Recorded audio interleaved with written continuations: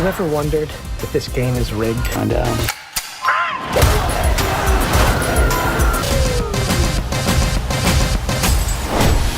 Hey, buddy. You might be moving up too fast. You better run! I got a grenade!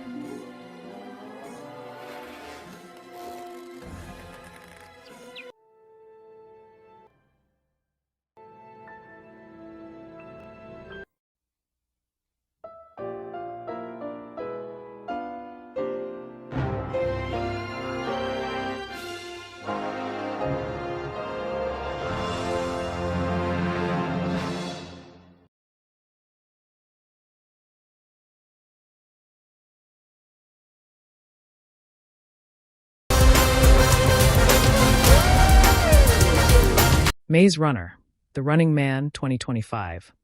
Analyses and explanations begin with the core observation that this film is not a direct sequel to the Maze Runner trilogy, but rather a reboot that grafts the DNA of James Dashner's Maze mythology onto Stephen King's 1982 dystopian novel The Running Man, written as Richard Bachman. The title merge signals a hybrid. The labyrinthine psychological traps of the Glade meet the televised death race of King's America. The film opens in the year 2025, the very year Stephen King originally set his 1982 novel under the Richard Bachman pseudonym. This temporal coincidence transforms the movie from mere adaptation into a strange cultural artifact, where a fictional future has collided with an unsettlingly familiar present. The production design emphasizes this by showing crumbling infrastructure alongside Ultra HD billboards advertising violent game shows. This is not a remake of the 1987 Arnold Schwarzenegger film, which took the novel's premise and turned it into a cheesy, muscle-bound action spectacle. Instead, director Edgar Wright returns directly to King's source material, offering a sharper, more satirical vision of an America ruled by a media conglomerate called the Network. The film premiered in November 2025 to mixed reviews, with critics praising its kinetic action sequences while questioning its tonal consistency and third-act deviations from the novel's bleak ending.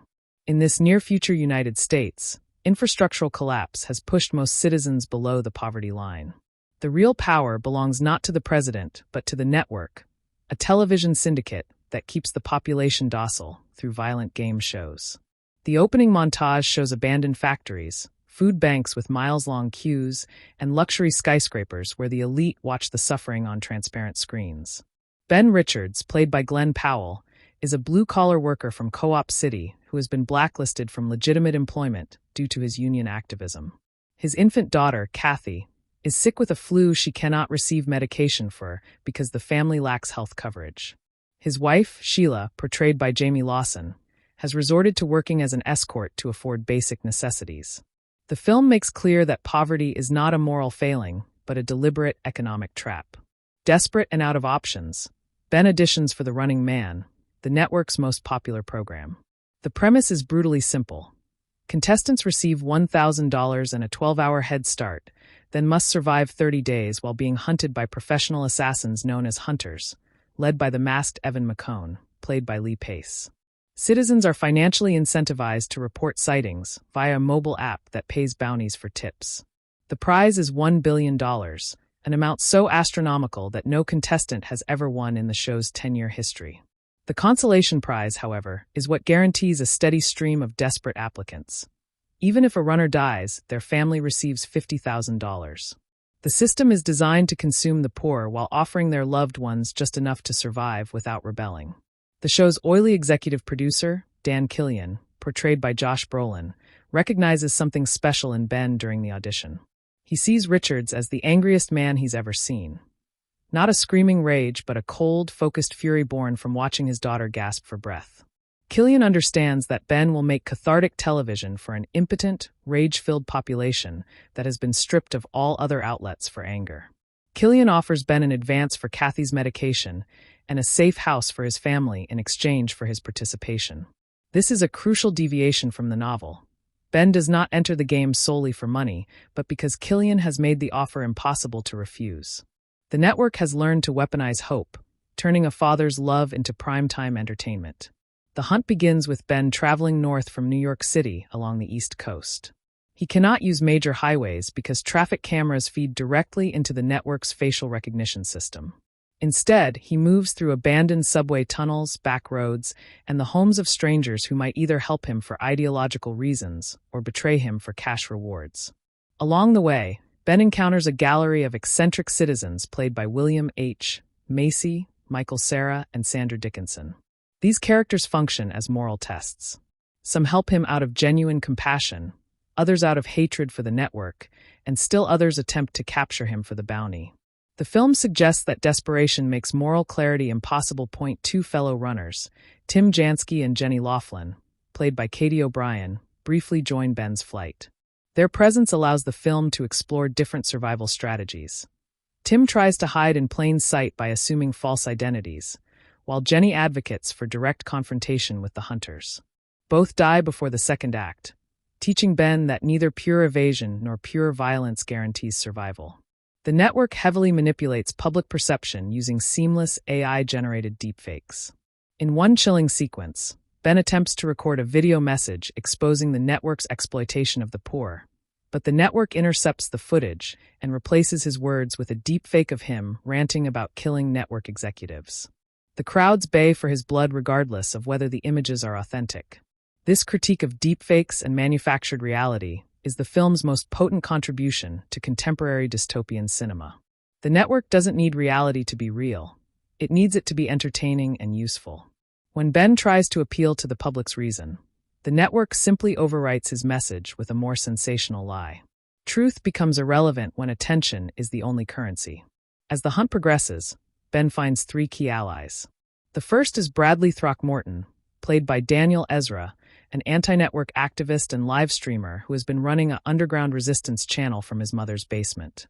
Bradley provides Ben with safe houses, fake documents, and a direct line to the small minority of citizens who have not been fully sedated by the spectacle. The second ally is Elton Parakis, played by Michael Cera in an against-type performance as a vengeful rebel who dispatches local police with elaborate booby traps. Elton has lost his entire family to the network's other game shows, and his methods are ethically ambiguous at best. Ben must decide whether to embrace Elton's terrorism or maintain his own moral boundaries. The third ally is Amelia Williams, played by Amelia Jones, a wealthy woman whose car Ben commandeers during a chase sequence. Amelia begins as a symbol of privileged complacency. She has watched The Running Man for years without ever questioning the suffering that generates her entertainment. Forced to travel with Ben, she confronts the human cost of her lifestyle. The film's final act diverges significantly from King's novel.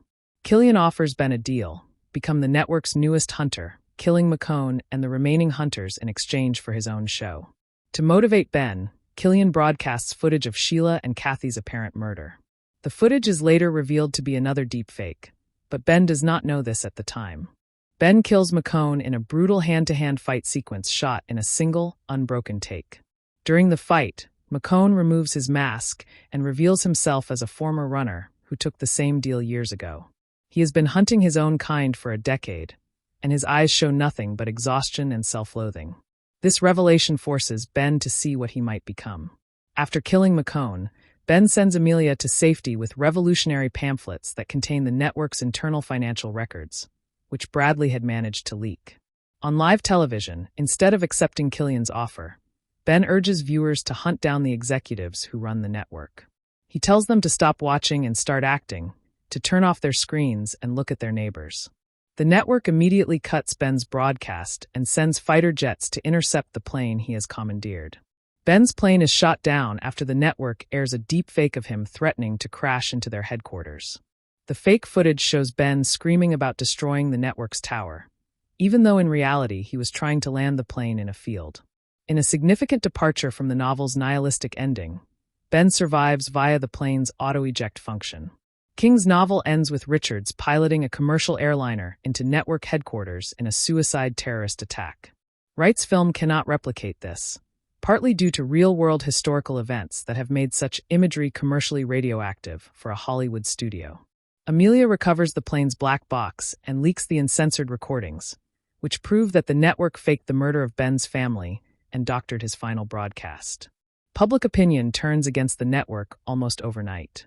Crowds gather outside network headquarters not to watch the show, but to demand its cancellation.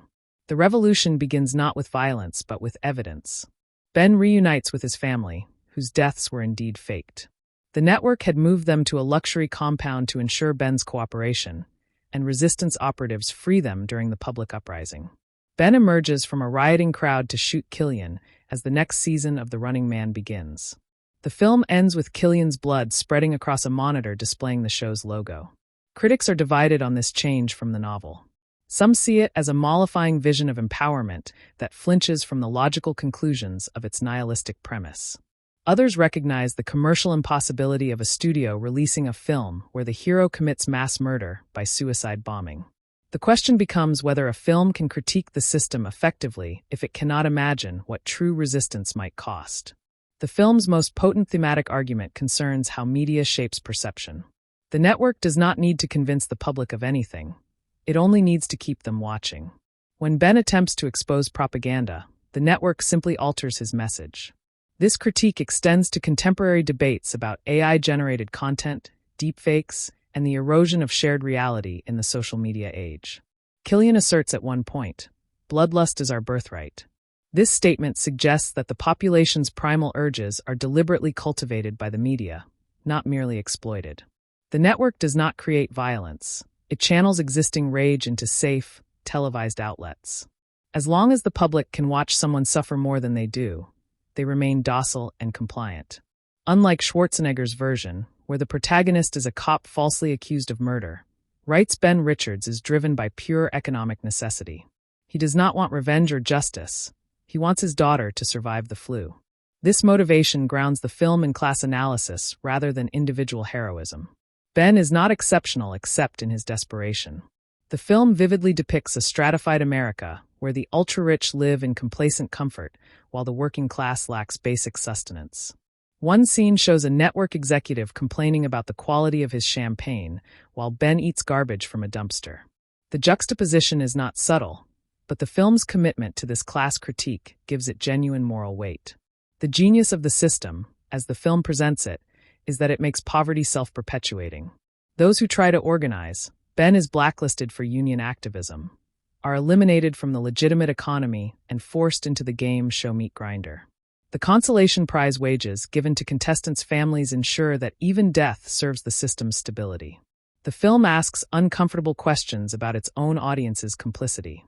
We watch Ben run, dodge, and kill, and we root for him. Are we any different from the fictional viewers cheering for blood? The film's meta-commentary grows murky when Wright delivers the violent spectacle he ostensibly criticizes. We enjoy the car chases and fight scenes even as the film condemns enjoyment of suffering.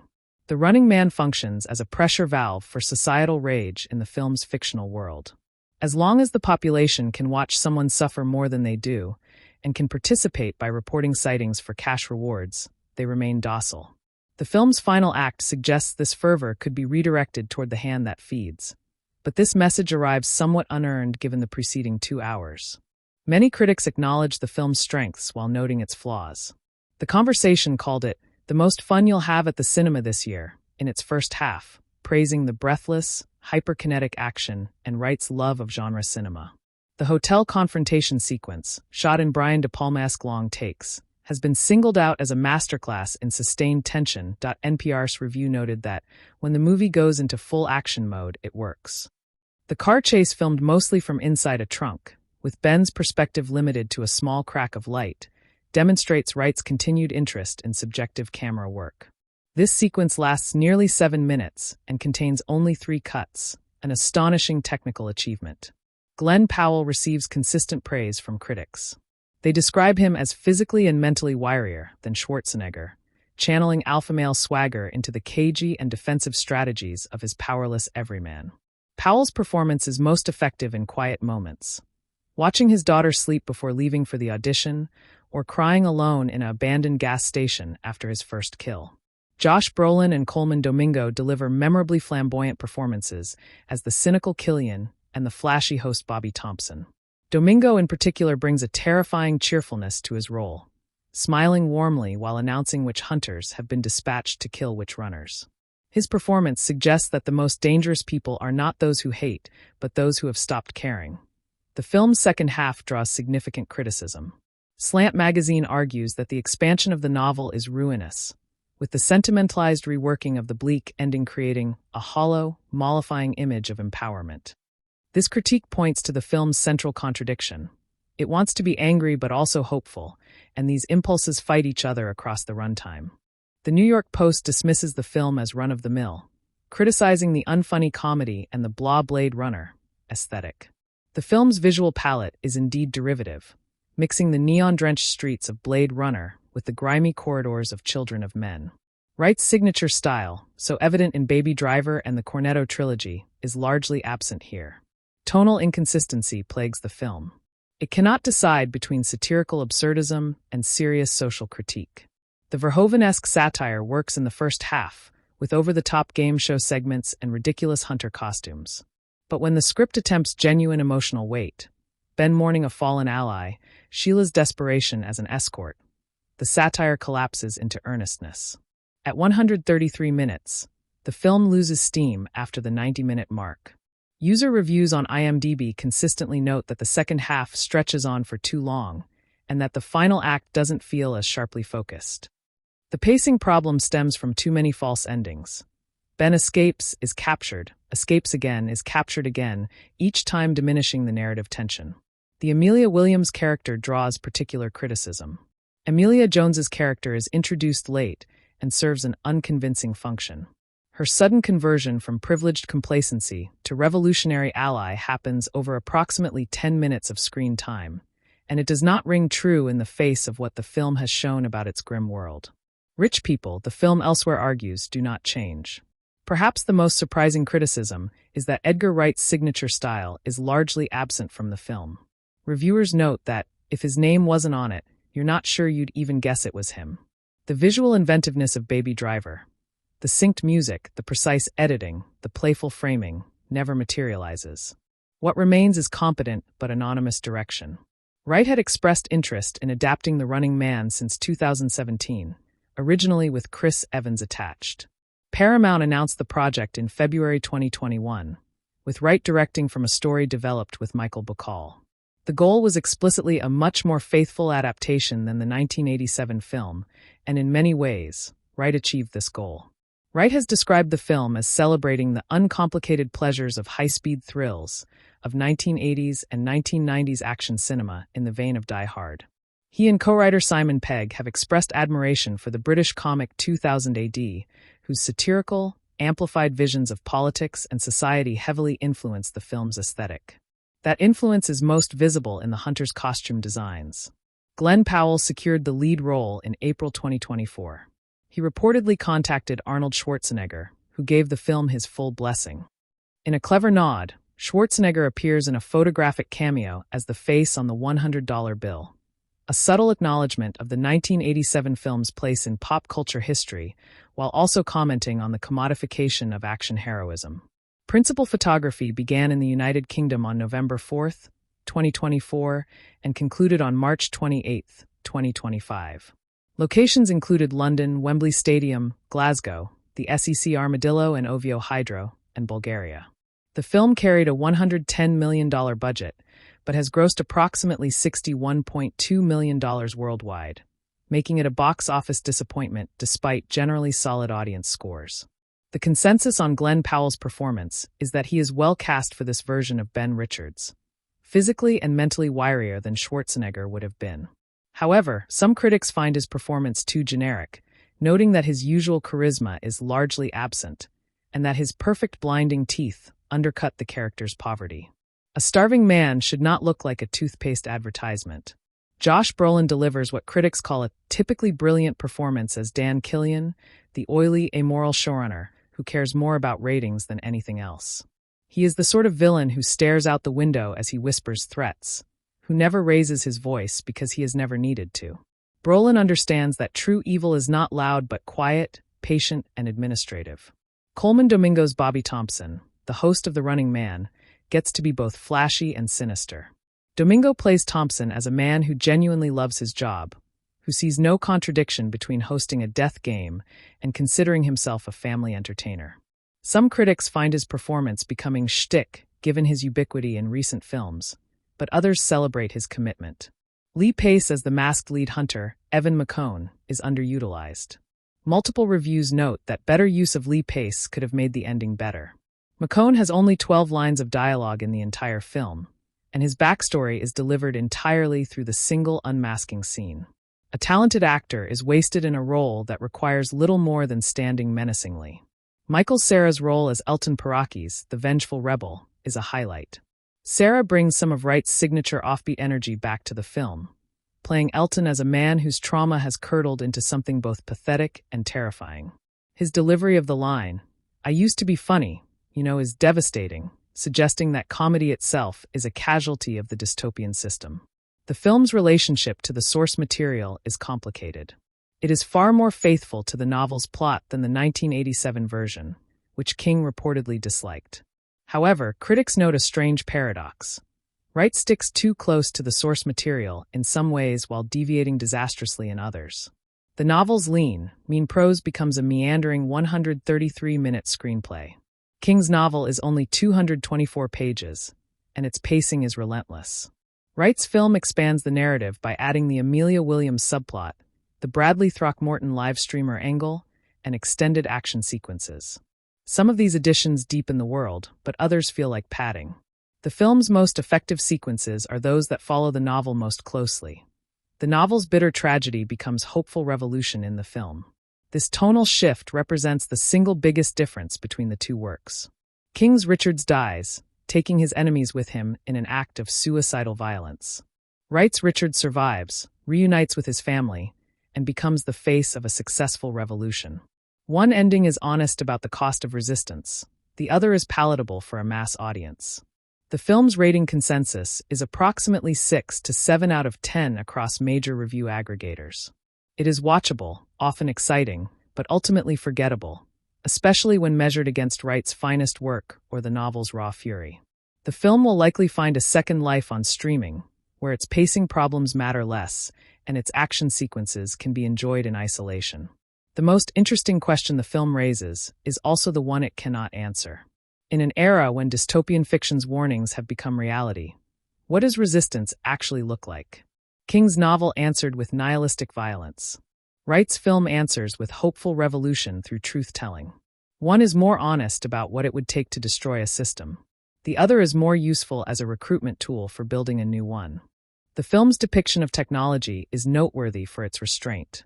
Unlike many dystopian films, The Running Man 2025 does not feature flying cars or laser weapons. Its technology is recognizably near future. Better facial recognition, more seamless deepfakes, faster internet, but fundamentally the same smartphones and television screens we already have. This familiarity makes the dystopia feel closer. The network's use of neural implants for audience voting is the film's most speculative technological element. Viewers can vote on which hunter should be dispatched to which runner, and the votes are tallied in real time. This interactivity turns murder into a game, and the film suggests that gamification is the most effective tool for ensuring audience engagement. The film's production design emphasizes the contrast between the network's polished studio and the decaying outside world. The studio is all white surfaces and blue light, looking like an Apple store designed by a totalitarian regime. The outside world is brown, gray, and green, rusted metal, peeling paint, overgrown weeds pushing through cracked asphalt. Costume design reinforces class divisions. Network executives wear suits that cost more than a runner's consolation prize. Hunters wear tactical gear that blends military functionality with game show aesthetics. Bright colors on bulletproof vests, sponsor logos on helmets.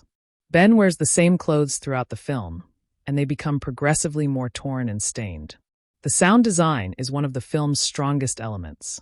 The network's broadcast audio is always slightly too loud and too compressed, mimicking the way cable news overmodulates its signals. The outside world is quieter, filled with ambient sounds. Whine through broken windows, distant sirens, the hum of generators. This sonic contrast tells the audience which spaces are controlled and which are free. The musical score, composed by Stephen Price, blends electronic drones with orchestral swells. The main theme is a variation on the game show's jingle, played in a minor key and stretched to double its original length. This choice suggests that even the film's music is a corrupted version of entertainment, that nothing escapes the network's influence. The film's marketing campaign was notably aggressive, including a functional website for the network that encouraged visitors to report suspicious activity in their neighborhoods. This marketing stunt backfired when users began reporting real politicians and journalists, forcing the studio to shut down the site. The controversy generated free publicity, but also negative headlines. Box office analysts attribute the film's disappointing performance to several factors. November 2025 was crowded with franchise releases, including a Marvel film and a DC film. The R rating limited the audience, and the mixed reviews created confusion about whether the film was worth seeing in theaters or could wait for streaming. Many audiences chose to wait. The film has performed better internationally than domestically, particularly in the United Kingdom, Wright's home country, and in South Korea, where dystopian narratives have long been popular. The international gross of $38 million exceeds the domestic gross of $23 million, an unusual split that suggests American audiences were more resistant to the film's class critique.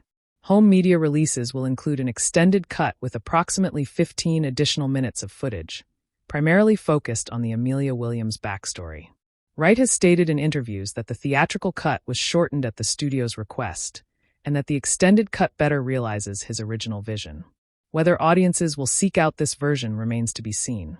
The film's legacy will likely be as a stepping stone rather than a destination. It proved that King's darker works can be adapted for contemporary audiences without completely sanding off their rough edges. It demonstrated that Glen Powell can carry a serious action role. And it reminded studios that even talented directors can struggle when working outside their established style. Comparing the three versions of The Running Man, the 1987 film, King's novel, and Wright's 2025 film, reveals how different decades imagined different dystopias. The 1980s imagined a future of cartoonish villains and one-liner heroes. The 1980s novel imagined a future of bureaucratic evil and suicidal resistance. The 2025 film imagines a future of deepfakes, gamified suffering, and the possibility of revolution through truth. The film's treatment of gender is notable.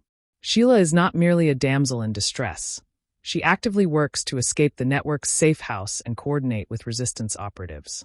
Jenny Laughlin, the female runner, dies fighting rather than hiding.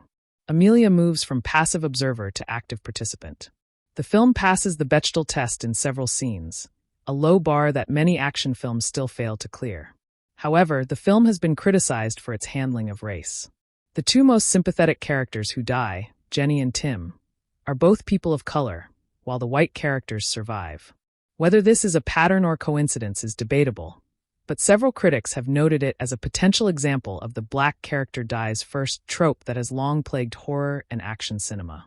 The film's depiction of police is unflinching. Local law enforcement are shown as willing participants in the network's game, accepting bribes to look the other way or actively helping hunters capture runners. One scene shows a police officer receiving a bounty payment on his phone while a runner bleeds out at his feet. The film offers no distinction between state power and corporate power. The film's political stance is consistently anti-capitalist, though it stops short of naming any real-world alternatives. The network is clearly a stand-in for media conglomerates like Disney, Warner Brothers, and Fox. Killian's speeches about giving the people what they want echo real executive justifications for reality television that exploits and harms its participants. The film's most powerful scene occurs approximately halfway through, when Ben encounters a family living in an abandoned Walmart. They have built a small community in the gardening section, growing vegetables under grow lights powered by a stolen generator. The father explains that they stopped watching television 6 months ago and have been happier since. Ben asks why they don't join the resistance. The father replies, "We're too busy surviving." This scene encapsulates the film's central dilemma. Resistance requires resources that the poor do not have. The family in the Walmart has chosen survival over politics, and the film does not condemn them for it. This nuance elevates the film above simpler dystopian narratives that portray all non-resistance as cowardice. The film's ending, with Ben shooting Killian as the new season begins, has been interpreted in multiple ways. Some see it as a hopeful image of justice finally served. Others see it as a tragedy. Ben has become exactly what Killian wanted, a violent spectacle that will launch the next season of the show. The cycle continues, only with a different face on the screen. Wright has stated in interviews that he intended the ending to be ambiguous. He has compared it to the ending of The Dark Knight, where Harvey Dent says, "You either die a hero or live long enough to see yourself become the villain." Ben survives, but his survival may be the worst possible outcome. He may become McCone, the hunter he killed, within a few years. The film's title, The Running Man, refers not only to the game show, but to the human condition in late capitalism. Everyone is running. Running to pay bills, running to find medication, running from debt, running toward an ever-receding horizon of stability. Ben is simply the most honest version of this universal experience. He runs because stopping means death. The film's final shot is a close-up of Ben's face as the screen cuts to black. He is not smiling. He is not triumphant.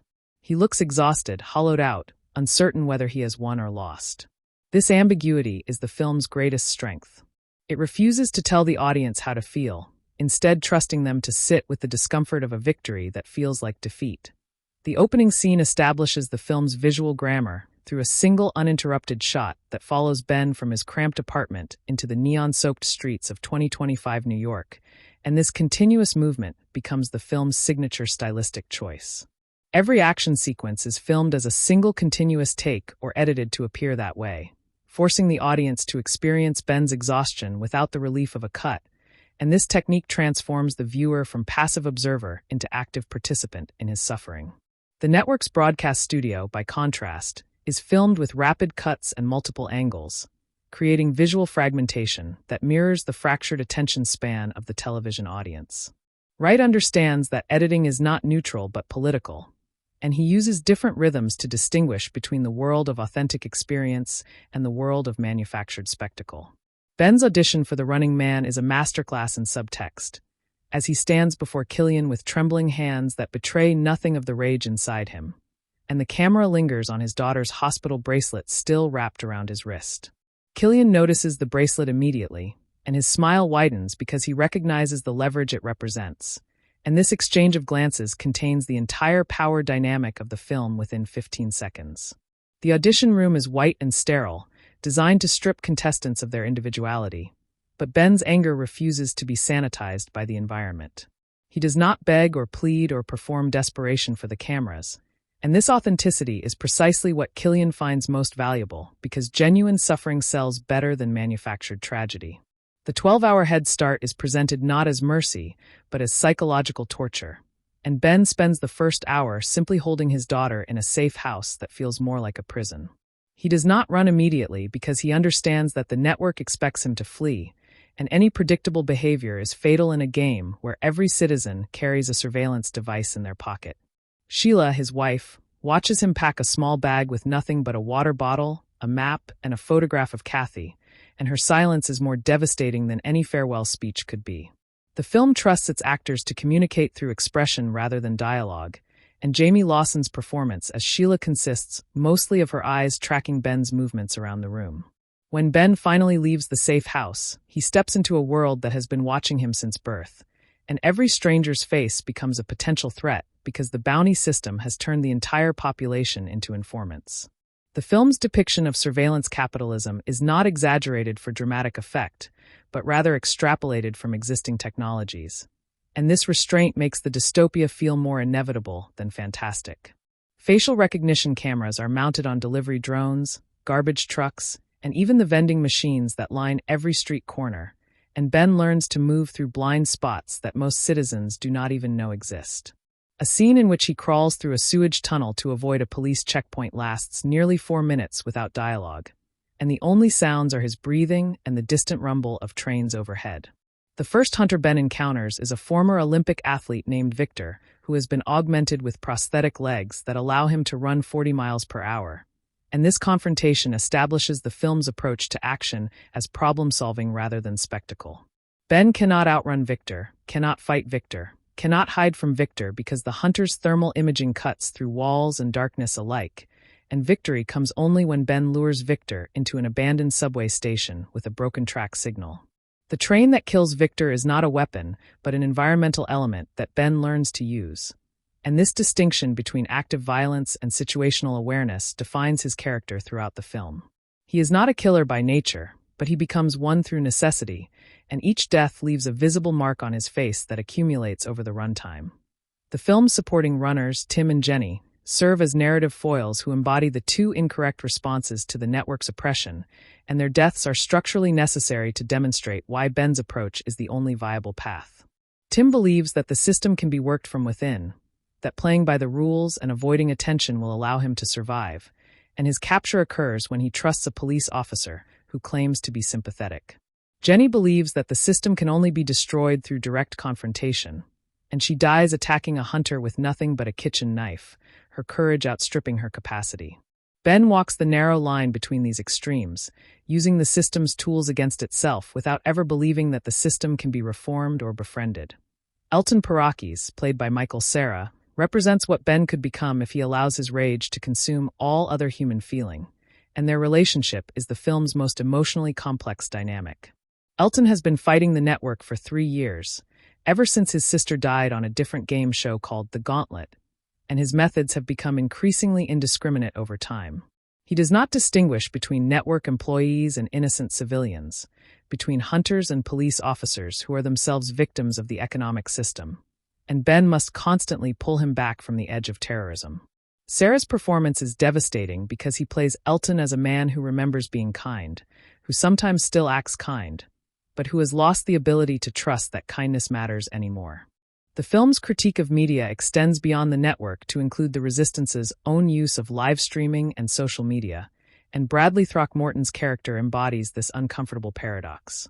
Bradley believes that exposing the truth will set people free, that once they see the network's manipulation they will rise up spontaneously, but his channel has only 12,000 followers after 3 years of work.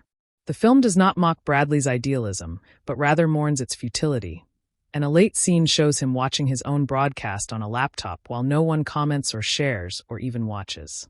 Truth has no currency in an economy of attention, and the film refuses to pretend that better information alone can defeat a system designed to make information irrelevant. Amelia Williams's conversion from wealthy observer to revolutionary participant is the film's most controversial narrative choice, and a closer reading suggests that her conversion is neither complete nor sincere. She helps Ben not because she has seen the light, but because she has no choice, trapped in the trunk of her own car while Ben drives toward the Canadian border, and her eventual decision to leak the black box recordings may be motivated by guilt rather than conviction. The film leaves open the possibility that Amelia will return to her privileged life once the cameras stop watching, and this ambiguity is more honest than a neat redemption arc would be. Rich people in the real world do not abandon their class interests after a single uncomfortable car ride, and the film's refusal to pretend otherwise is one of its most mature storytelling decisions. Killian's offer to make Ben a hunter is not a betrayal of the show's premise, but its logical conclusion.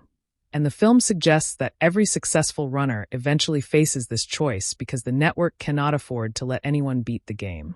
McCone, the masked hunter whom Ben kills in the third act, accepted this same offer 10 years ago, and his unmasked face shows a man who has been dead inside for a decade. He does not fight Ben with enthusiasm but with mechanical precision, a machine going through motions that have long since lost any meaning, and his death is presented as a mercy rather than a victory. Ben looks into McCone's eyes and sees his own possible future, and the horror of this recognition is what allows him to refuse Killian's offer when McCone could not. The deepfake technology in the film is not science fiction, but an extension of existing AI capabilities, and Wright consulted with misinformation experts to ensure that the network's methods were plausible rather than fantastical. A single deepfake requires only 3 seconds of source audio and 1 photograph to generate convincing footage of a person saying anything, and the film shows Ben's face being used to advocate for positions he despises. The population knows that deepfakes exist, knows that the footage might be fake, but they have been trained to respond emotionally rather than analytically, and their rage is genuine even if its cause is manufactured.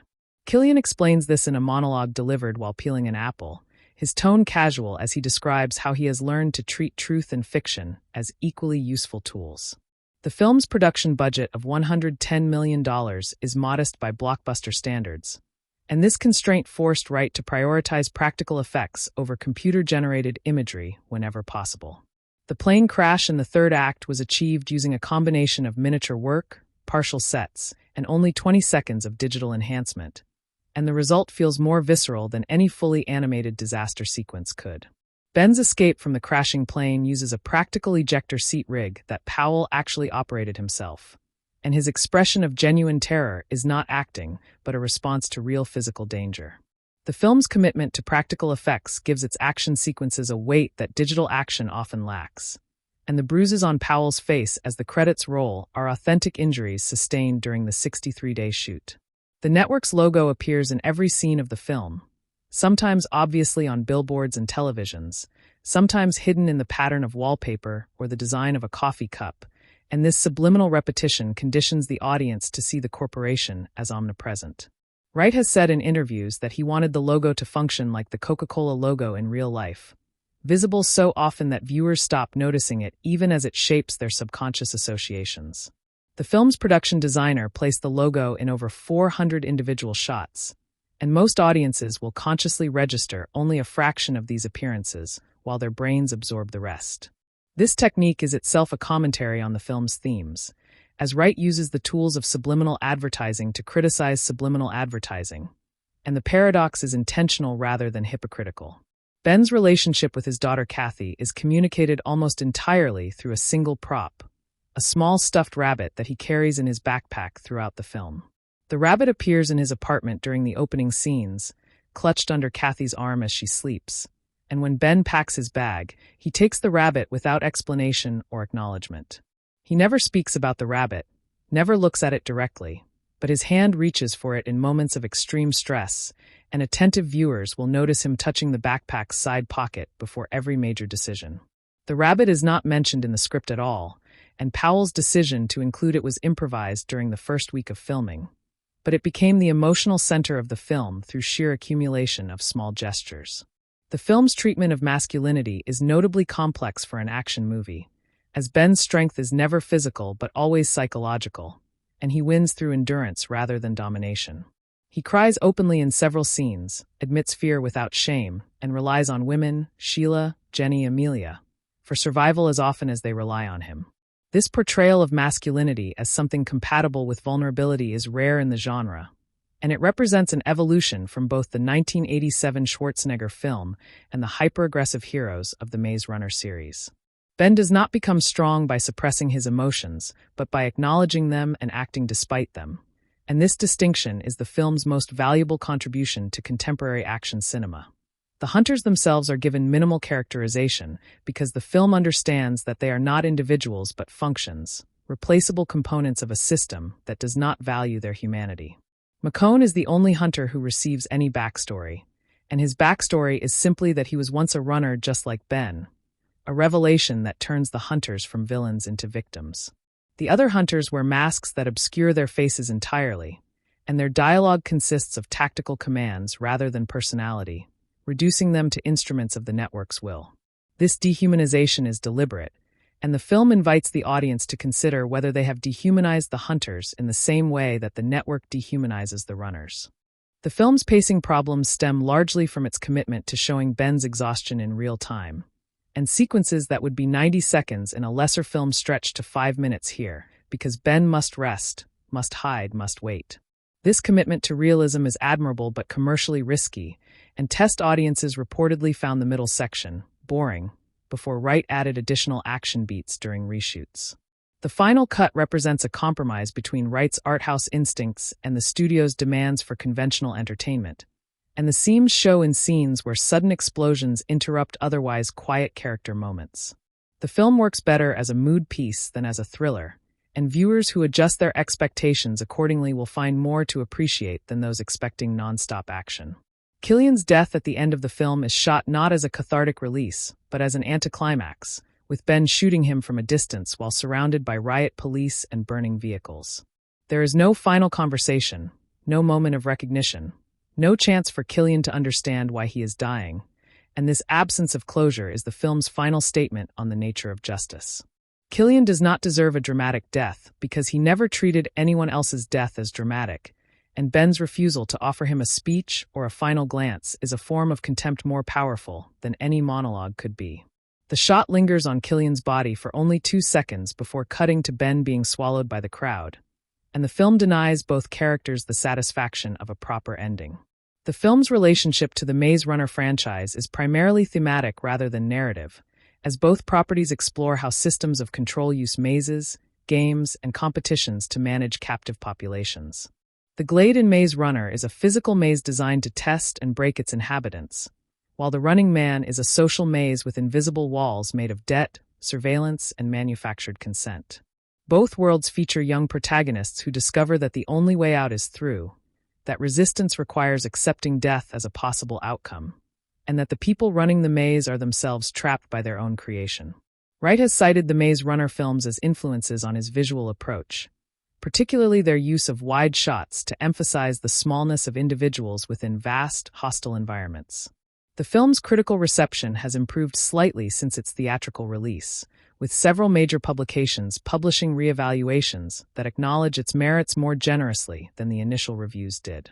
The Atlantic published a piece titled, "We Were Too Hard on the Running Man," in February 2026, arguing that the film's tonal inconsistencies look less like flaws and more like honest attempts to hold contradictory feelings about media and violence. The reevaluation credits the film with predicting the deepfake crisis that intensified in early 2026, when a fabricated video of a world leader nearly caused an international conflict. Whether the film will achieve canonical status remains uncertain, but its reputation has grown rather than diminished since its disappointing box office run. The film's ending, with Ben emerging from the crowd to shoot Killian, has been interpreted by some critics as a fantasy of revolutionary violence, and by others as a warning about the cycle of revenge. Ben has become exactly what Killian wanted him to become, a violent spectacle that will launch the next season of the show, and the crowd's cheering suggests that nothing has actually changed. The network may be leaderless, but the audience remains, and the audience's appetite for suffering is what created the network in the first place. The film's final ambiguity is its greatest strength, forcing viewers to ask themselves whether they would watch Season 2 if it aired tomorrow, and the honest answer for most viewers is probably yes. The film's use of color is a deliberate narrative tool, with the network's world bathed in cold blues and sterile whites while the world outside the broadcast exists in warm, decaying ambers and browns. Ben's journey takes him from the blue fluorescence of his apartment's emergency lighting into the golden hour glow of abandoned farmhouses, and this chromatic shift represents his movement from surveillance into genuine human connection. The hunters wear black and silver, colors that reflect no light and absorb no warmth, and their visual separation from the environment marks them as invaders rather than inhabitants. Wright has cited the color grading of Children of Men as a direct influence, and the comparison is apt because both films use desaturation to communicate institutional decay without losing the warmth of individual human moments. The sound design deserves special attention for its use of silence as a weapon, and the film's quietest moments are often its most terrifying because the absence of noise means the network's drones cannot locate Ben's position. A 10-second sequence in which Ben holds his breath while a hunter searches a room he is hiding in contains no music, no dialogue, no ambient sound except the hunter's boots on wooden floorboards, and this auditory vacuum forces the audience to hold their breath alongside him. Wright has said that he instructed the sound team to remove everything except the most essential audio in these sequences, trusting that less would create more tension. The result is a film that breathes like a living organism, expanding during action sequences and contracting during moments of stealth, and this dynamic range is rare in modern blockbuster cinema. The film's depiction of poverty is unsentimental and unromantic, showing the working class not as noble victims, but as complex humans capable of both solidarity and betrayal. The neighbors who report Ben's location to the network are not villains, but desperate parents who need the bounty money for their own children's medical bills. And the film refuses to condemn them even as their actions endanger the protagonist. Ben himself is not a perfect hero, having stolen from a convenience store before the film's events and lied to Sheila about the source of the medication money, and these moral compromises make him more relatable rather than less. The film understands that poverty does not produce saints but survivors, and its characters are judged not by their mistakes, but by whether they continue trying to do good despite those mistakes.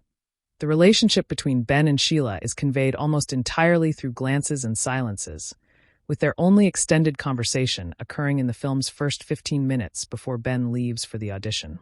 Sheila knows that Ben is lying about where the medication money came from, and Ben knows that Sheila knows, but neither acknowledges the lie because acknowledgement would make the truth unbearable.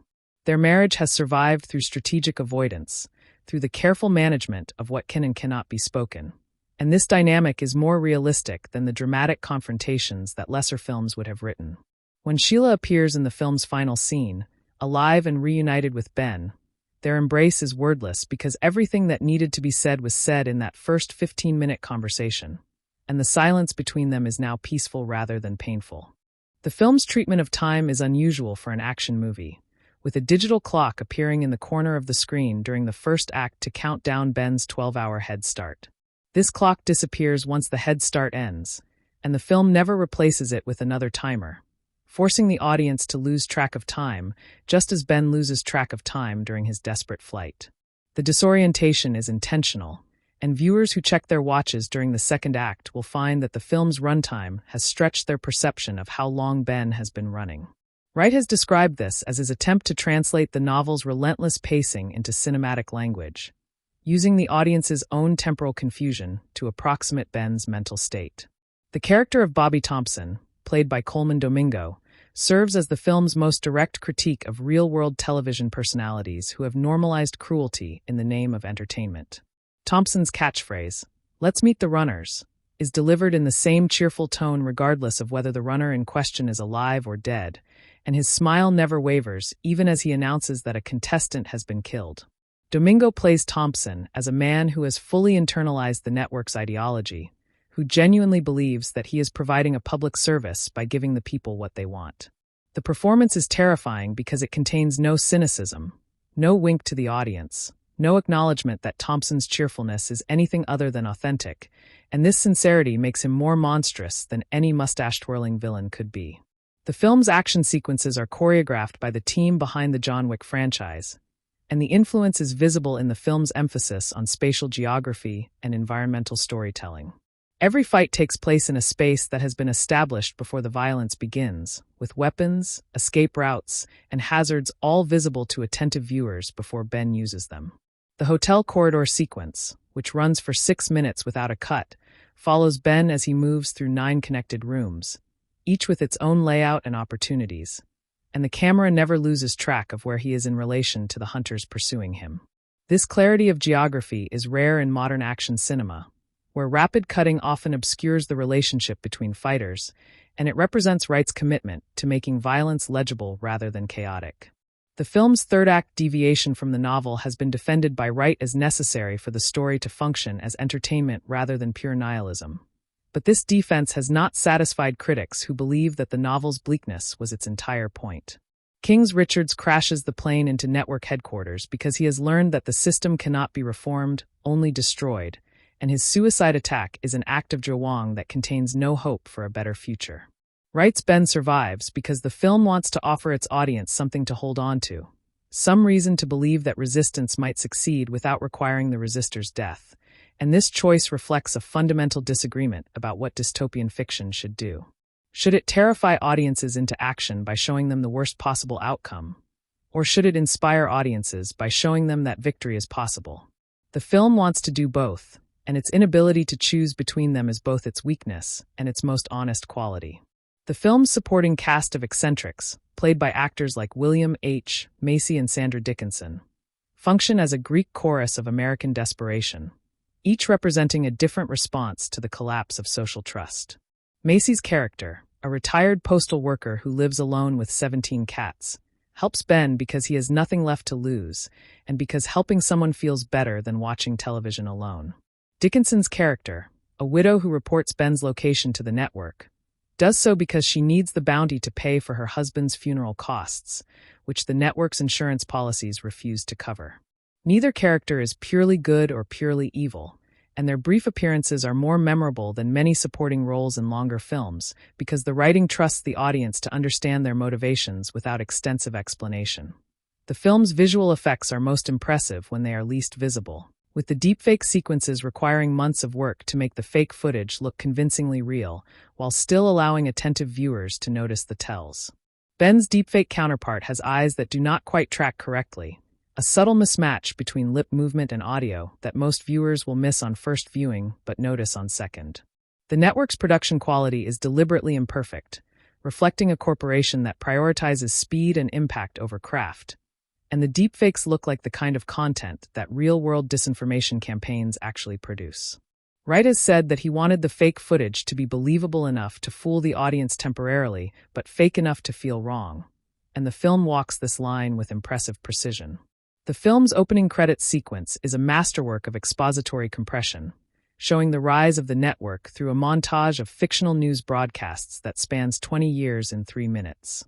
We see the first game show, a tame competition called The Gauntlet, that involved obstacle courses and no violence, and we watch as each season adds more dangerous elements until the show becomes the death race of the present.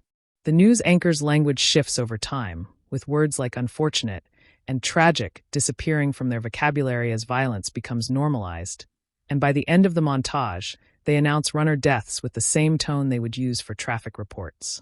This sequence accomplishes in 3 minutes what a lesser film would need 30 minutes to establish, and it sets the tone for a movie that respects its audience's intelligence. The film's production design includes a subtle detail that most viewers will miss. Every network employee wears a lapel pin that contains a small camera, broadcasting their every interaction back to central servers for quality control. Killian is the only employee without such a pin, because he is the only person in the corporation who is not being watched, and this detail communicates his position at the top of the surveillance hierarchy without a single line of dialogue. Ben notices the pins during his audition, and later uses this knowledge to avoid saying anything incriminating in front of network employees, knowing that their pins will transmit his words directly to Killian. The film is filled with such details, rewarding repeat viewings with new discoveries that enrich the world without distracting from the narrative. The film's treatment of religion is minimal but meaningful, with a single scene showing Ben praying in an abandoned church while a hunter searches for him outside. Ben does not pray for survival or for victory but for forgiveness, specifically for the man he killed earlier that day, and his whispered, "I'm sorry," is directed not at God, but at the corpse he left behind. The church is desecrated, its stained glass windows shattered, and its pews used for firewood, but the altar remains intact, and Ben kneels before it as generations of believers have done before him. The scene lasts less than 90 seconds, but it contains the film's entire moral framework. Ben is not a good man, but he is a man who wants to be good, and his failure to achieve that goodness is what makes him worth watching.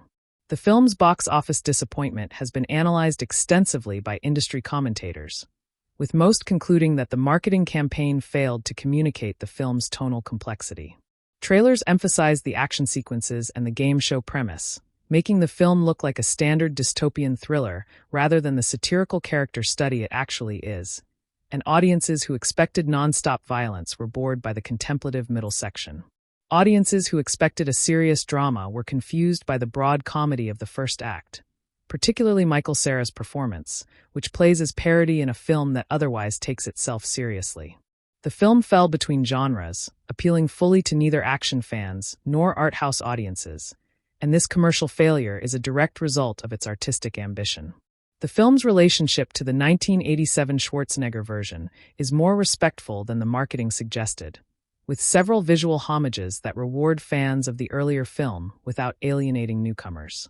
The photograph of Schwarzenegger on the $100 bill is the most obvious reference, but there are others.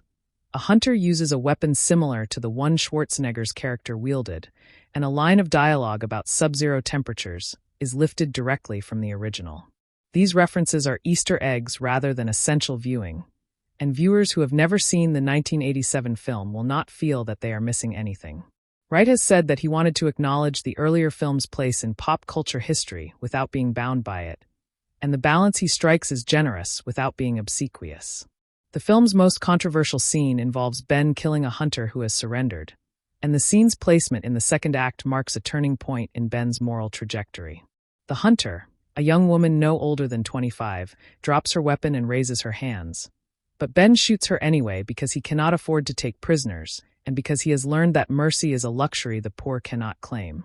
The film does not justify this killing, does not provide a heroic musical cue or a slow-motion moment of triumph, and Ben vomits immediately afterward, his body rejecting what his mind has chosen to do.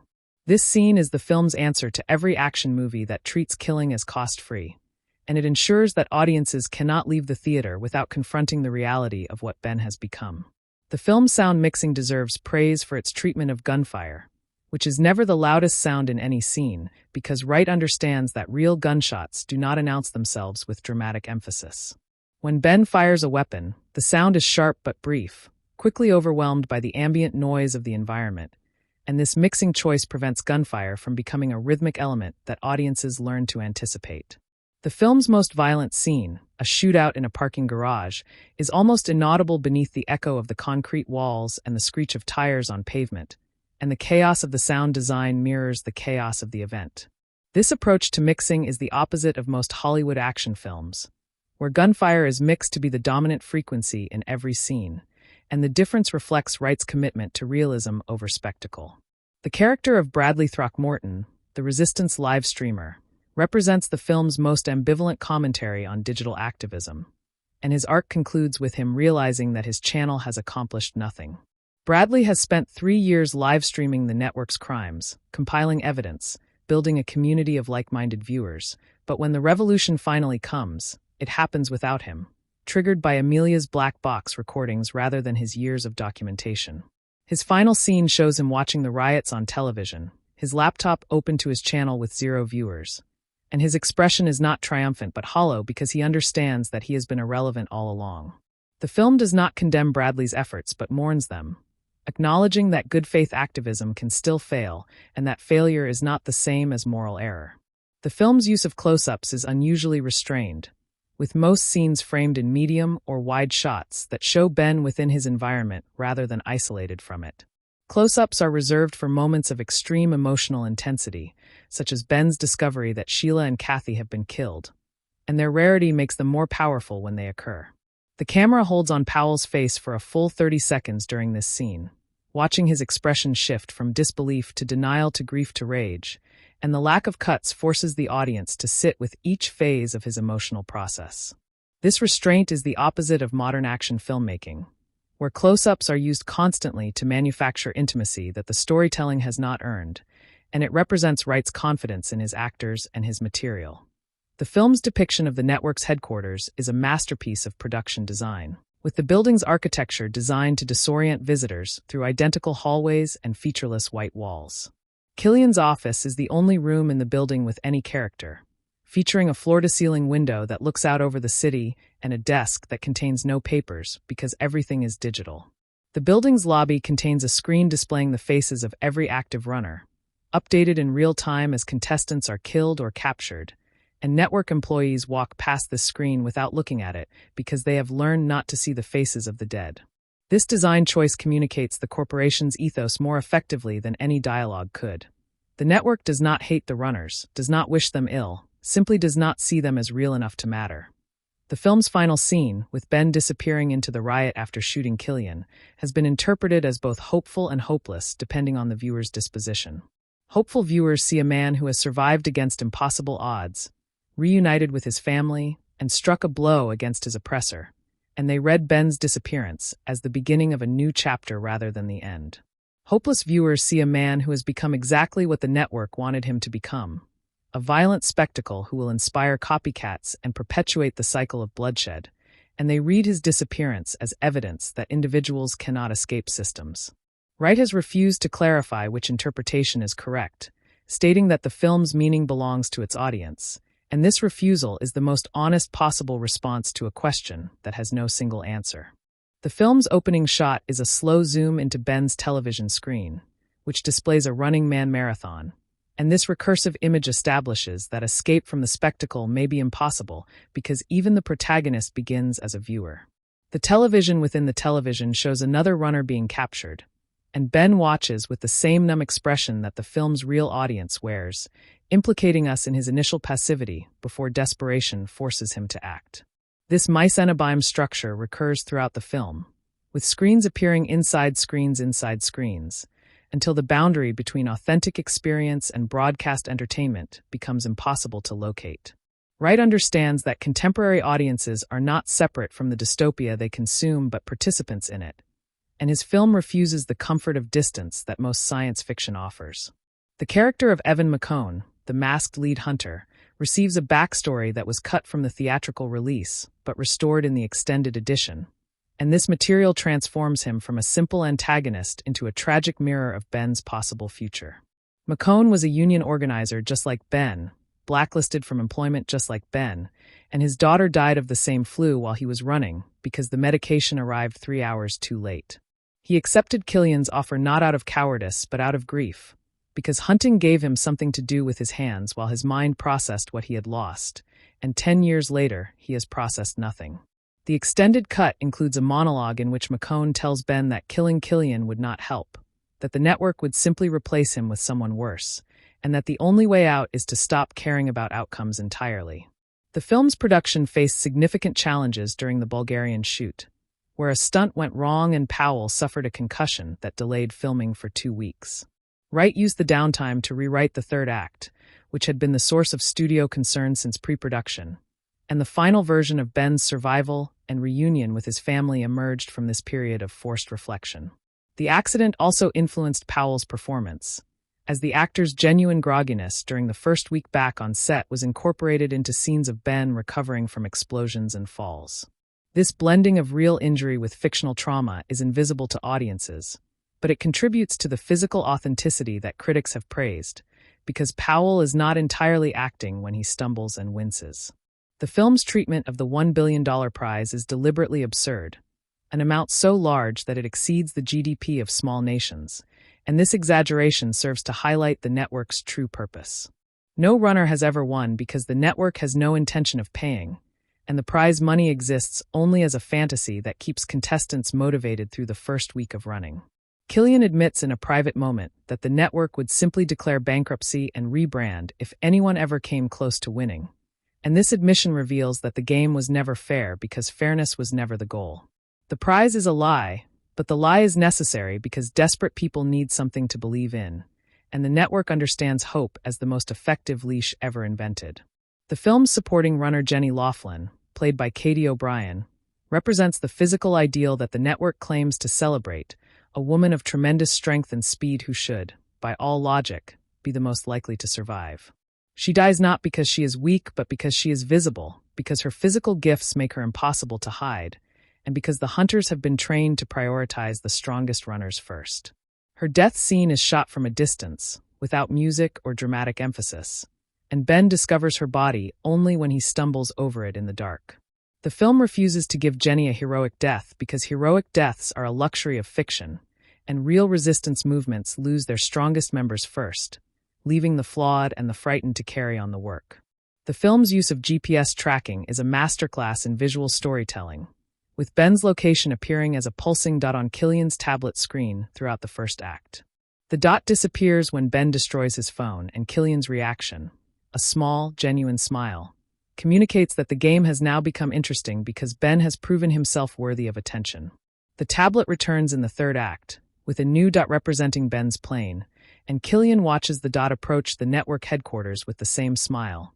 Only this time the smile is nervous rather than pleased. The dot disappears a second time when the plane is shot down, and Killian's smile finally vanishes because he understands that he has lost control of the narrative and that a story without a protagonist cannot be televised. The film's depiction of the safe house where Sheila and Kathy are held is a subtle horror show, with the apartment appearing comfortable and well-appointed while containing details that reveal its nature as a prison. The windows are reinforced with unbreakable glass, the door locks from the outside, and every room contains a camera embedded in the ceiling, watching Sheila's every movement with cold electronic eyes. Sheila discovers these cameras within her first hour in the safe house, and she spends the rest of her screen time sitting in the one blind spot, a corner of the bathroom that the cameras cannot see, because this small act of defiance is the only resistance available to her. Her reunion with Ben occurs in this bathroom corner, and the film's final shot of the couple shows them still standing in that blind spot, still refusing to be watched. The film's critical reevaluation has been led by younger critics who grew up with deepfakes and gamified suffering as facts of life rather than speculative warnings. These critics argue that the film's tonal inconsistencies are not flaws but honest expressions of a generation that has learned to cope with catastrophe through irony and sincerity in equal measure. They point to the film's treatment of Michael Cera's character as evidence that Wright understood something about contemporary despair that older critics missed, because Elton's mixture of genuine grief and performative cynicism is exactly how young people process trauma. Whether this reevaluation will endure or fade remains uncertain, but it has already secured the film a place in university syllabi alongside Network and Videodrome as essential texts about media and power. The film's sound design includes a recurring motif of static, which appears whenever a broadcast is interrupted or a deepfake is exposed, and this static functions as the film's only representation of truth. Truth is not a clear signal but a broken one, not a pristine image but a scrambled one, and the film's characters must learn to hear meaning in the noise rather than waiting for the noise to clear. Ben's final broadcast, in which he urges viewers to hunt the executives, is filled with static because the network is trying to jam his signal, and his voice emerges from the crackle like a message from the dead. The static continues after his plane is shot down, and the film's final shot of Killian's body is accompanied not by silence, but by the hiss of an untuned radio, suggesting that truth persists even when no one is broadcasting it. The film's relationship to the COVID-19 pandemic is oblique but present, with the flu that sickens Kathy functioning as a stand-in for any number of public health failures that have become routine in contemporary life. The medication that Ben cannot afford exists, has been approved, is sitting in a warehouse 50 miles from his apartment. But the warehouse belongs to a private company that will not release the drugs without payment. This detail is not explained or justified because the film trusts its audience to recognize it as normal, and this normalization of cruelty is the film's most devastating accusation against the present. We do not need a dystopian future to experience a father watching his child die of a treatable illness, because that father exists today, and the film's only innovation is to give him a gun and a camera crew. The character of Bobby Thompson delivers the film's most quoted line, "Let's meet the runners," which has entered the cultural lexicon as a shorthand for cheerful complicity in violence. The line's power comes from its banality, from the way Thompson delivers it as if announcing the weather, and from the audience's inability to tell whether he knows what he is doing. Domingo has said in interviews that he played Thompson as a man who has never asked himself whether his work is ethical, not because he is avoiding the question, but because the question has never occurred to him. This lack of self-awareness is more terrifying than active malice would be, because active malice can be reasoned with, while cheerful ignorance can only be shattered by events too catastrophic to ignore. The film's third act plane sequence was shot using a combination of practical effects and partial sets, with Powell actually flying a small aircraft for several shots while a camera operator sat in the seat behind him.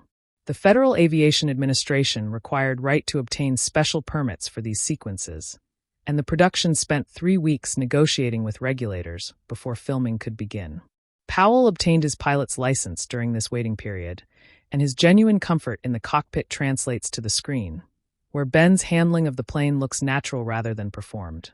The crash sequence used a 1/3 scale model built by the special effects team, and the model's destruction was filmed at 1,200 frames per second, creating the slow-motion chaos that accompanies Ben's ejection from the aircraft. The film's depiction of the resistance is notably decentralized, with no leader, no headquarters, no manifesto, and no clear plan for what comes after the network falls. Bradley Throckmorton's livestream is the closest thing the resistance has to a central organizing principle.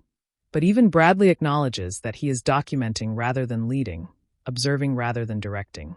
This decentralization reflects Wright's reading of contemporary protest movements, which have succeeded not through hierarchical command structures, but through networks of trust and mutual aid that emerge spontaneously in response to crisis.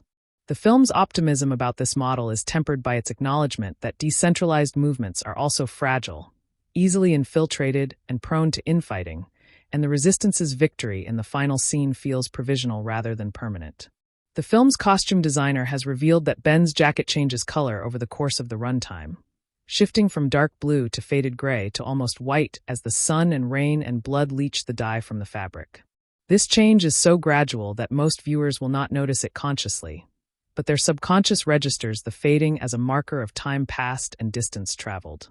The jacket's final appearance, in the scene where Ben reunites with Sheila, is almost white, and the costume designer has described this as Ben being washed clean of his old self, ready to become someone new. Whether that new self is a revolutionary or a monster is left for the audience to decide, but the jacket's transformation confirms that change has occurred, even if its nature remains ambiguous. The film's treatment of the network's other game shows, mentioned in dialogue but never shown, expands the world beyond the frame and suggests that The Running Man is merely the most popular of many similar programs. The Gauntlet, the Crucible, the Labyrinth, and the Cage are all referenced by characters who speak of them with the casual familiarity of sports fans discussing different leagues. This world-building detail accomplishes two goals simultaneously. It makes the network feel larger than any single show, and it implies that the hunger for televised suffering is not limited to one format, but has infected the entire culture. The Running Man is not the disease, but its most visible symptom, and destroying the show would not cure the patient. The film's final line of dialogue is spoken by Sheila, who looks at Ben after Killian's death and asks, "What do we do now?" Ben has no answer, and the film cuts to black before he can formulate one, leaving the question hanging in the theater like a challenge to the audience. This ending has been criticized as cowardly, as a refusal to imagine what comes after revolution. But it can also be read as honest, because movements that succeed often have no plan for the morning after victory.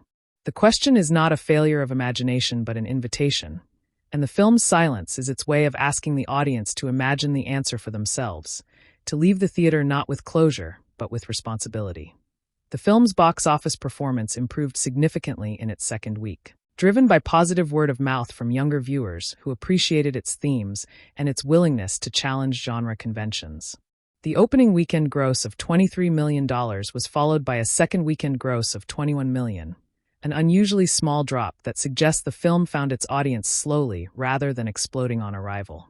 This pattern is characteristic of cult films in the making, movies that fail to connect with the broadest possible audience but resonate deeply with a smaller one. Whether The Running Man, 2025, will achieve cult status remains to be seen, but its box office trajectory is consistent with films that have gone on to find second lives on home video and streaming.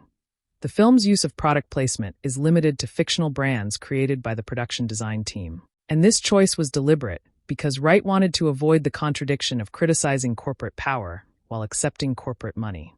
The network sponsors include companies named Omnicorp, Veritas Systems, and Aegis Solutions, all of which are clearly modeled on real corporations, but none of which paid for the privilege of appearing on screen. This refusal of product placement cost the production approximately $5 million in potential revenue. But Wright has said that the artistic integrity gained was worth the financial loss. The film's purity on this point is admirable, and it stands in contrast to most dystopian films, which critique capitalism while happily accepting checks from the pharmaceutical and defense industries. The character of Tim Jansky, the runner who believes the system can be worked from within, dies in a sequence that functions as the film's most explicit refutation of reformist politics. Tim surrenders to a police officer who promises to help him escape, and the officer immediately transfers him to the network's custody, explaining that the bounty for a living runner is twice the bounty for a dead one. Tim's last words are, "I trusted you," and the officer's response, "That was your mistake," is delivered without malice because the officer is not evil but efficient. The film does not suggest that all police officers are corrupt, only that the system has structured their incentives so that corruption is the rational choice, and that individual virtue cannot overcome structural pressure. The film's cinematographer, Bill Pope, has described the visual style as urban pastoral, a term he coined to describe the juxtaposition of decaying cityscapes with natural elements reclaiming abandoned spaces. Ben runs through parking lots where weeds have cracked the asphalt, shopping malls where trees grow through the skylights, and subway stations where ferns cover the tracks in thick green carpets. These images of nature reclaiming human infrastructure serve as a visual reminder that the network's control is temporary, that the concrete and steel of surveillance capitalism will eventually crumble, and that something else will grow in its place. The film's final shot of Ben disappearing into the crowd is framed against a background of ivy covering the network's headquarters, and this small detail contains the film's entire thesis about impermanence and renewal. The film's soundtrack includes a hidden layer of network propaganda broadcasts, audible only to viewers watching with high-end audio equipment, and this Easter egg has become a point of fascination for dedicated fans. These hidden broadcasts include instructions to viewers on how to report suspicious activity, advertisements for the network's other game shows, and announcements of new bounty rates for various categories of runner. Wright has confirmed that these hidden tracks exist, but has refused to reveal all of their contents, encouraging fans to discover them through repeated viewings. This commitment to hidden depth rewards the attentive viewer and reflects the film's broader argument that attention is the most valuable resource in the attention economy, and that those who pay close attention will see what others miss. The network's recruitment process for runners is depicted as a conveyor belt of desperation, with applicants lining up outside the audition facility in numbers that suggest a citywide unemployment rate above 40%. Ben waits in this line for 6 hours, during which the camera observes the other applicants with the same clinical detachment that the network's evaluators will soon apply. An elderly man in line tells Ben that this is his third audition, that he has never been selected because the network prefers younger runners with longer potential screen time, and that he will keep auditioning until he dies because the consolation prize is his only chance to leave something to his grandchildren. This elderly man never appears again, and the film's refusal to give him a backstory or a resolution is a statement about the disposability of the poor, who matter only as statistics until they become contestants, at which point they matter only as content. The film's depiction of the 12-hour head start is one of its most controversial choices, with Ben spending most of those hours not running, but saying goodbye to his daughter in a sequence that tests the audience's patience.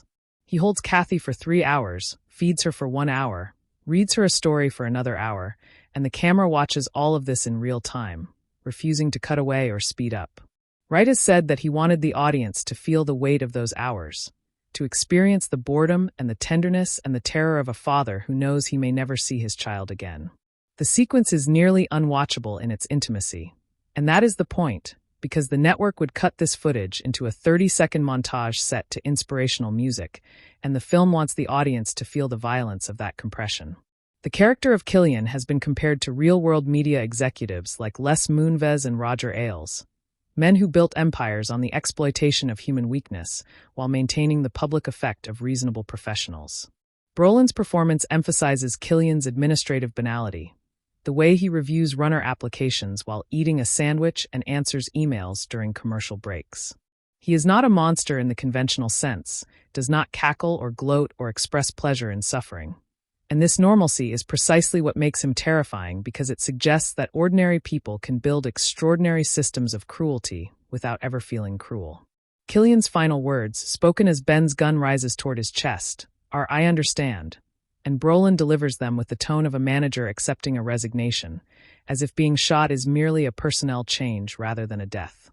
The film's use of New York City as a location is notable for its avoidance of tourist landmarks, with Ben moving through neighborhoods that films typically ignore: Co-op City, the South Bronx, Washington Heights, and the industrial waterfront of Sunset Park. These neighborhoods are filmed without glamorization or pity, their residents shown as people living ordinary lives under extraordinary pressure, and the result is a portrait of the city that feels more authentic than most New York films. The network's headquarters is located in the rebuilt World Trade Center complex, a choice that some critics have called tasteless, but that Wright has defended as a commentary on the rebranding of trauma into commerce. The building's silver spire appears in the background of almost every exterior shot, a constant reminder that the site of a national tragedy now houses the corporation that profits from tragedy every day.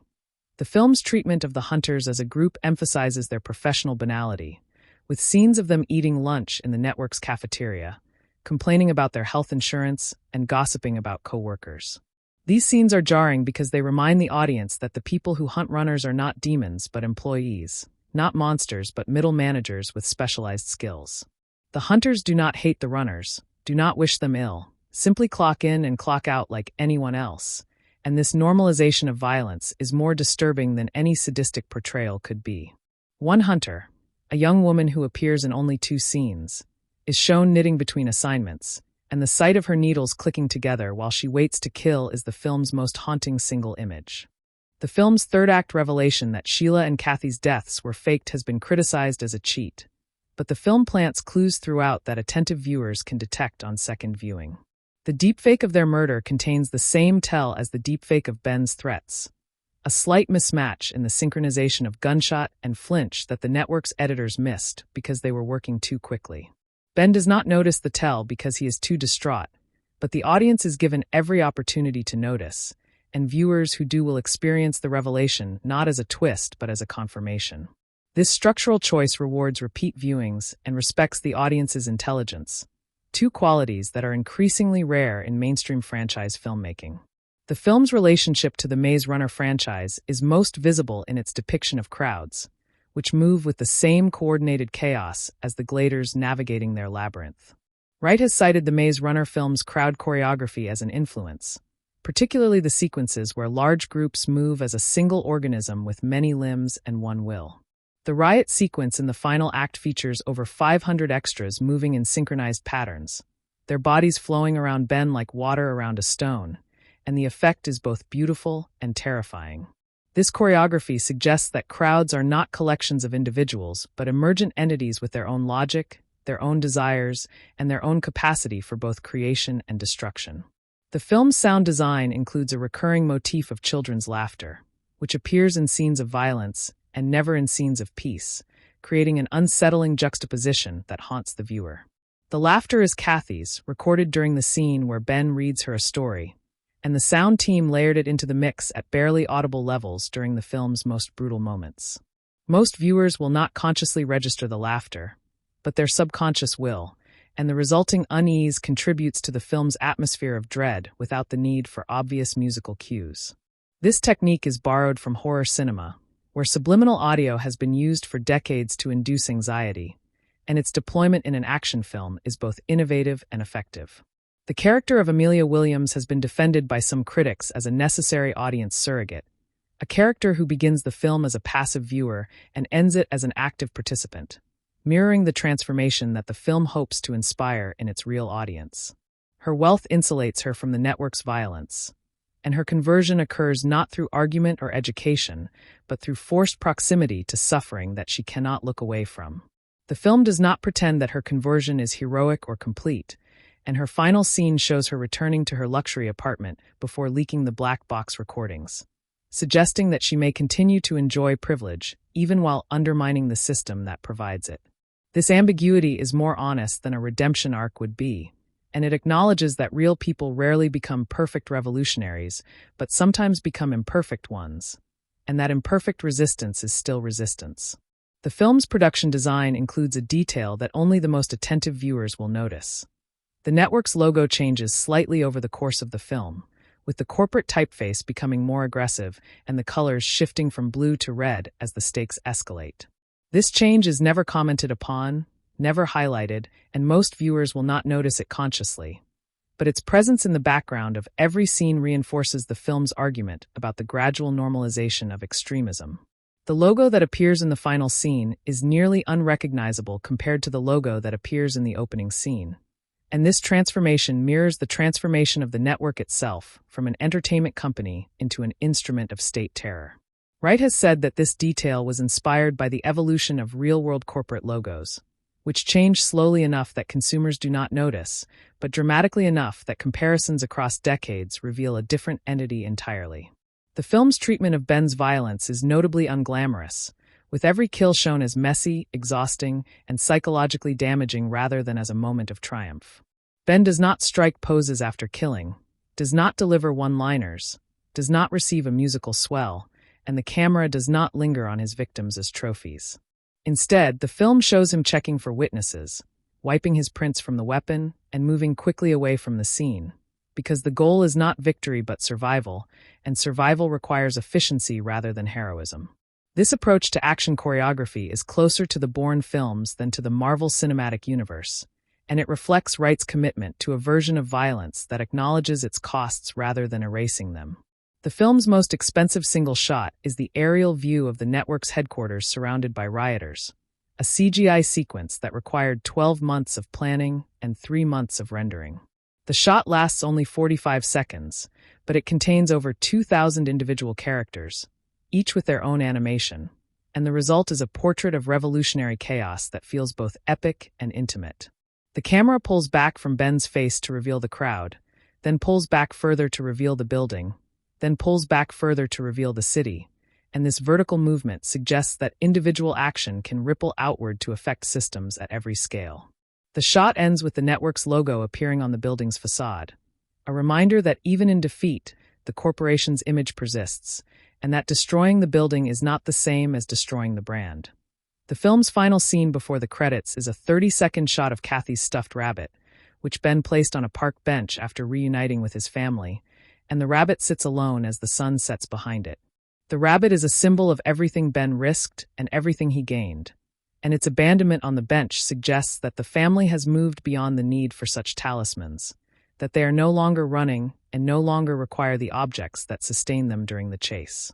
But the rabbit also symbolizes what has been lost, the innocence that Kathy will never fully recover and the childhood that the network has stolen from her, and its solitary presence on the bench is a reminder that survival is not the same as healing. The shot fades to black with the rabbit still sitting there, waiting for someone to claim it, and the audience is left to wonder whether anyone ever will.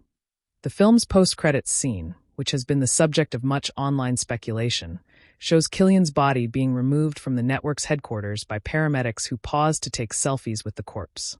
This scene has been interpreted as a commentary on the commodification of death, the way that even the bodies of the powerful become content in an attention economy, and the way that no one is immune to the spectacle that they help to create. The paramedic selfies are shared on the network's social media platform within seconds, and the film's final image is a smartphone screen showing Killian's dead face with a heart emoji superimposed over his open eyes. This post-credits scene is easily missed by audiences who leave when the credits begin, but those who stay are rewarded with the film's bleakest joke and its most damning indictment of the culture that The Running Man both depicts and addresses. The film's relationship to the Maze Runner series is most explicit in its casting of Dylan O'Brien in a cameo role as a runner who dies in the first act, a nod to the actor who defined the franchise and a passing of the torch to Powell. O'Brien's appearance lasts less than 90 seconds, but his death scene is shot with the same attention to emotional detail that characterized the Maze Runner films, and his character's final words are "keep running," a direct quotation from Thomas's dialogue in The Death Cure.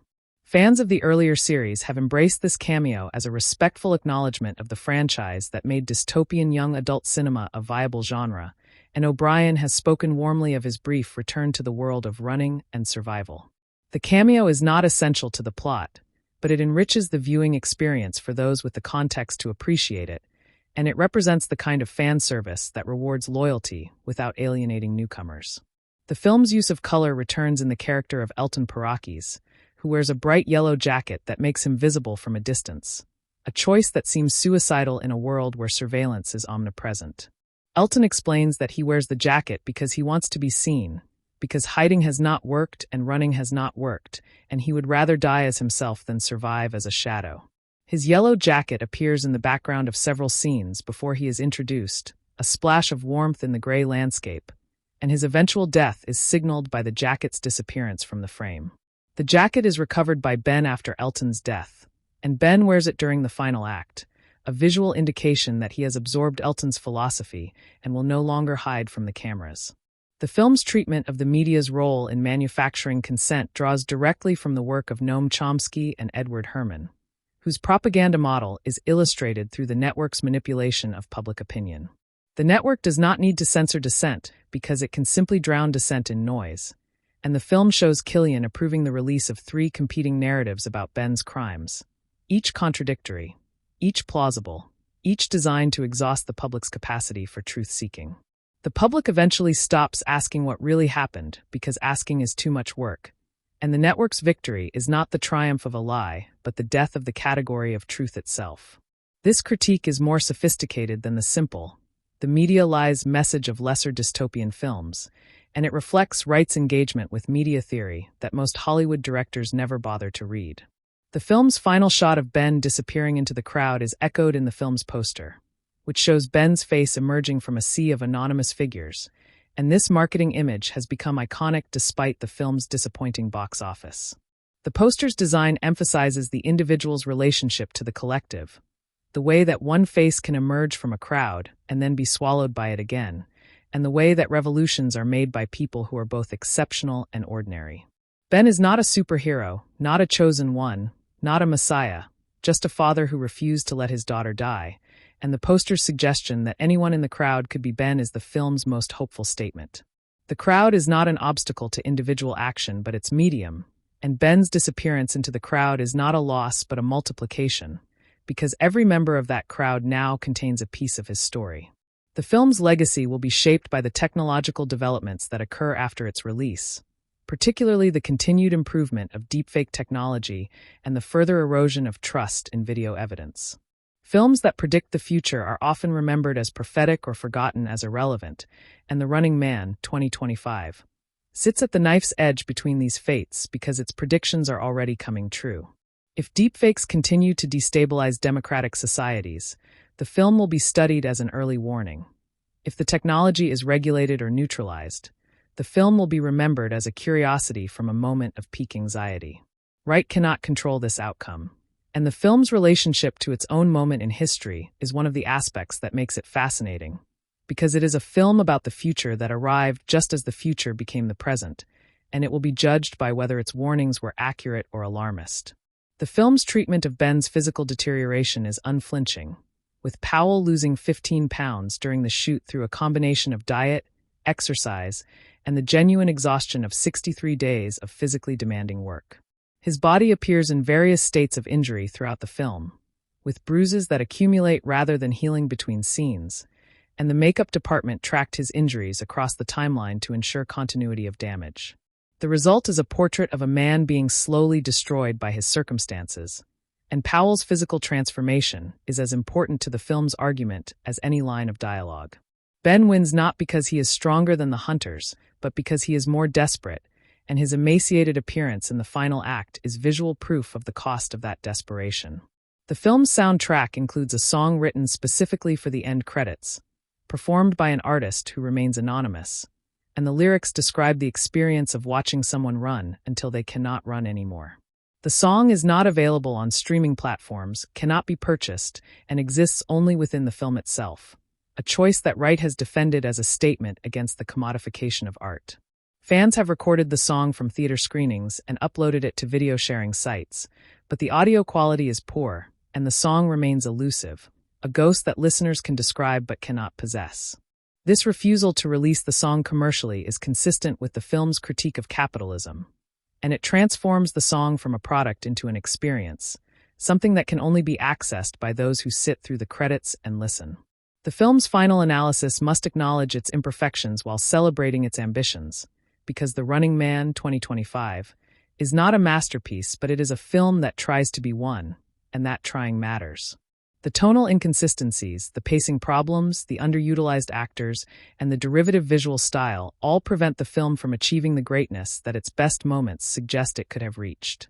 But the film's commitment to its critique, its respect for its characters, its refusal to glamorize violence, and its trust in its audience's intelligence are qualities that deserve recognition and celebration.